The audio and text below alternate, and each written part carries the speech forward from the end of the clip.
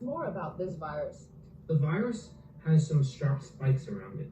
That's what's called the crown. That's why it's called corona, the crown. And the crown is attached to a ring, right, that happens to be fatty.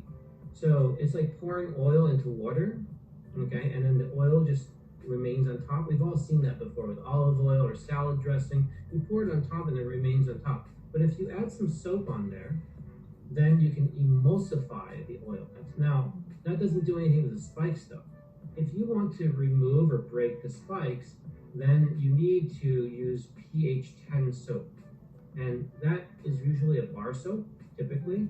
If you clean your hands with the pH 10 soap and it targets the spikes, because the spikes are made of a special material called glycoproteins, and glycoproteins can be denatured by the pH 10 soap.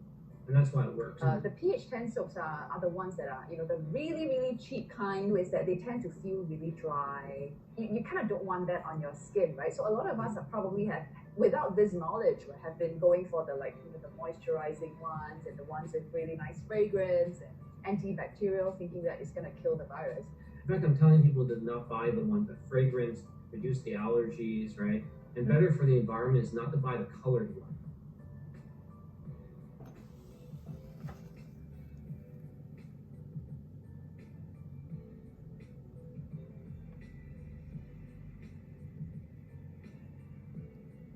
So what about all those antibacterial soaps and hand wash and liquid soap? There's also different types of germs. So you have the virus, which is what the coronavirus belongs to. And then you also have bacteria, which would be antibacterial soaps are for bacteria. And then you have fungus, which are just, they're very similar to us, but they're not bacteria and they're not viruses. Right. So what do those antibacterial soaps actually kill? They kill bacteria like, for example, E. coli, which are found in fecal matter, salmonella, in case there's some raw eggs. You may have heard of that. So inside the class of bacteria, there's various bacteria that have different names.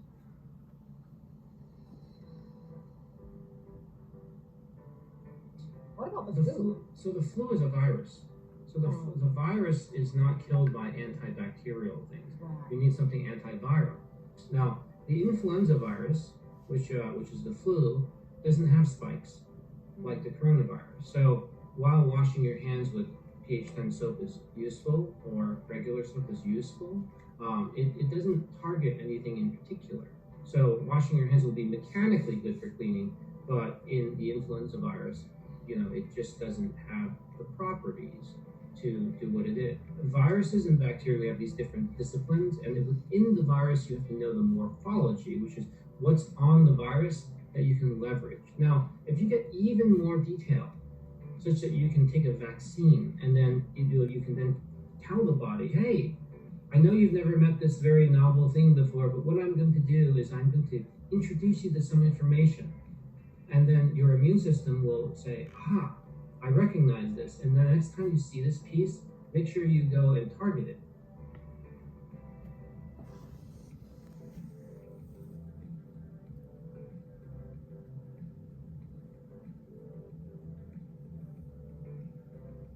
Some of us already have whatever pH soaps we have at home.